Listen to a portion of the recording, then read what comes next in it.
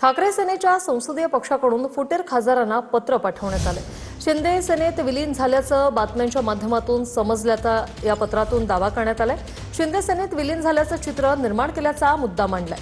घटनेच्या कलम 10 अंतर्गत तुम्हाला कुठल्याही पक्षात विलीन होता येणार नसल्याचा पत्रात उपस्थित मुद्दा केलेला आहे।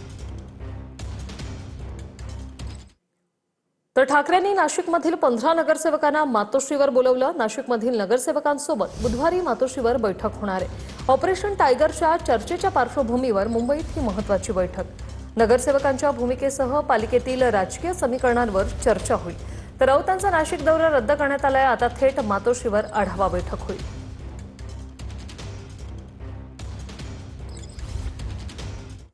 ऑपरेशन थांबणार नाही, बीएमसी नगरसेवकांचा उल्लेख करत सामंतांचं विधान। मवियाच्या आमदारांचा शिंदेंच्या नेतृत्वावर विश्वास असल्याचं सामंत म्हणाले।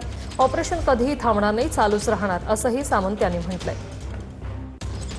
अजून काही ऑपरेशन चालू आहे का? ऑपरेशन आता कधीच थांबणार नाही। ऑपरेशन दर दिवशी चालू राहणार आहे। त्याच्यामध्ये मुंबई महानगरपालिकेचे नगरसेवक असतील, महाविकास आघाडीमधले काही आमदार असतील, माजी आमदार असतील, माजी खासदार असतील, हे सगळे माननीय एकनाथ शिंदे साहेबांच्या नेतृत्वावर विश्वास ठेवत आहेत आणि अशा पद्धतीनं आपला पक्ष आज गडचिरोलीपासून सावंतवाडीपर्यंत वाढतोय हे मी स्वतः डोळ्याने